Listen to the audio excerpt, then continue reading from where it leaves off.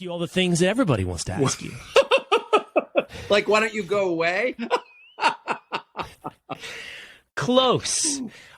Instead, I'm going to ask you, I want to start with this. I want to ask you a question that I think almost every one of your haters and every one of your critics would like to ask. And I think, interestingly, a great amount of your fans would actually like to ask as well.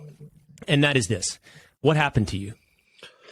Well, I got to be 53, and I just, I've been in this business my whole life, and I have a very clear memory of the country that I grew up in, and I really liked it. I always liked the United States, and I watched it change, and I watched in those changes a lot of my preconceptions get debunked, and so I changed my opinions along with the changing evidence, which I thought was what you're supposed to do. And, I am embarrassed about how wrong I was about a number of different things, but I'm certainly not embarrassed to have changed my mind. What would be embarrassing is if in the face of a mountain of evidence that you were wrong, you resisted admitting it and changing course. So for me, the Iraq War was definitely a pivot point. I was in television then. That was 19 years ago. And I was cheering it on, basically.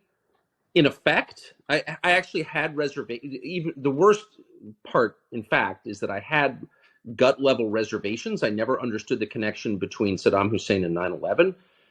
I assumed that the CIA and the various intel agencies of other countries, our allies, Great Britain, France, were correct in saying that Saddam had WMD, but I never exactly understood why it would be a good idea to invade Iraq, but I effectively, passively went along with it. And then I went to Iraq in December of 2003, the day, in fact, Saddam was captured in Tikrit. And I watched the place fall apart, and along with it, a lot of my previous assumptions. And I came back and I admitted I was completely wrong. I'm ashamed. I've been ashamed ever since. And what was so striking about that whole process was how few people were willing to say the same thing. They were like, no, it's a good idea, in the face of really overwhelming evidence that the United States got nothing out of it. And after that, I just thought, I don't know what this is, but I'm against it. I don't think you should lie. I think it's okay to be wrong, but you should never intentionally lie.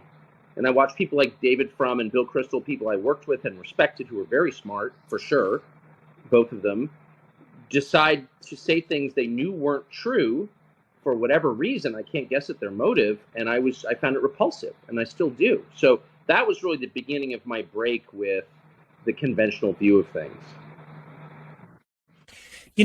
And giving someone a compliment is always a dangerous proposition, because probably more often than not, compliments are meant for some other purpose to That's for sure. Make that beware flattery, definitely. Exactly, to make that person like you, whatever it may be. But I'm going to give you a compliment that I think is totally devoid of certainly any ulterior motive, and honestly also devoid of emotion.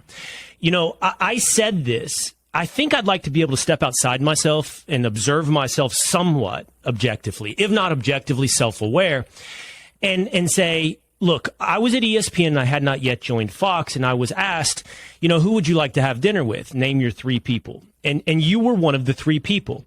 And the reason for that, Tucker, has to do with whatever this transformation is that you've gone through over some period of time. You just described a much longer period of time than the one that I've observed. Of course, I've known who you are for a long time. But your transition, here's the compliment, I think obviously led the country, led a lot of people, and I would say in a lot of ways led me in seeing America through what I think is a more populist lens. I would have probably 10 years ago, Tucker, really recoiled at the idea of populism. Yes, I would have associated it with mob mentality.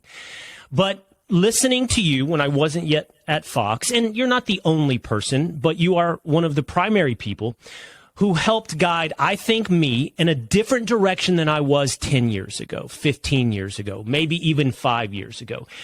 But I'm curious, Where would you say you are today? Like, if you had to put a name or a brand on it, you just described a Tucker that was probably pretty neoconservative at one time. I know Right. you were pretty libertarian at one point. What are you now? Gosh, I don't know. I mean, no one would ever believe me since, I think a conventional view is I'm radical, but feel and have always felt very moderate. I'm definitely not in favor of destroying things. I really see the world as binary at this point. There are people who create and nurture, and there are those who deface and destroy. It's really there are only two varieties of people. It's dualism, and I want to be on the side that creates and nurtures, that makes things, that improves things, that leaves things for future generations. That sounds high-minded, but I really believe it. And so I don't like any political movement that begins with, hey, let's wreck everything we have and build something brand new, because I just don't believe in that. It doesn't actually work. I like to read. I'm interested in history. Virtually every revolution, with the exception really of ours, has taken the society backward. Whatever society is, whether it's France or the Soviet Union, Russia in 1917, China in 1949, et cetera, et cetera. And so, I feel very moderate. And by the way, I'm not much of a populist either. I mean, people are hierarchical. I have 4 dogs. I know animals are hierarchical. It's just built into our nature. We have a small number of leaders. We look to them for direction. That's not weird. That's just how we're born. So you're always going to have a ruling class. The question is it an impressive ruling class? Are they smart people? Do they have self-restraint? Do they have wisdom? Are they thinking past, the next 20 days? Or are they greedy day traders? And we just have wound up, for a bunch of different reasons, with a really bad ruling class. I'm not against ruling classes at all. Every society has one, but ours are just unimaginably bad. And I think that we should be asking, how did the system that we built up over generations create these people? Where you graduate Yale Law School or go on to McKinsey, and then you wind up with attitudes that hurt the country you're supposed to be leading. Like, how did that happen? No one else seems to be interested. I'm very interested. I mean, I grew up in La Jolla and Georgetown, so it's not like I'm the son of a coal miner. I grew up in a world full of rich, well-educated people. I left that world a few years ago on purpose because I could no longer stand it. But it's not because, I'm like in my heart a farmer. No, in my heart, I grew up a rich kid and I read books, and I just don't like the people currently in charge. I think they're awful. I think they're absolutely awful. And I know them. So I would know. I spent 35 years in Washington from 1985 to 2020. So I'm not kind of guessing about what they're like. I know them personally, and they couldn't be less suited to leadership. And I'm just mad about it. I mean, why wouldn't I be mad about it? Look at the effects. And I would say one other thing, as for populism, my views are very simple. All my views are simple. I don't have complicated views really about anything. But if you're running a country that purports to be a representative democracy, you should serve the majority of people. I mean, so in some way, if you wake up one morning, the life expectancy is declining, you've really gone off track. If people aren't replacing the population through native-born birth rates, that's a red flag. That's a siren. That's an emergency.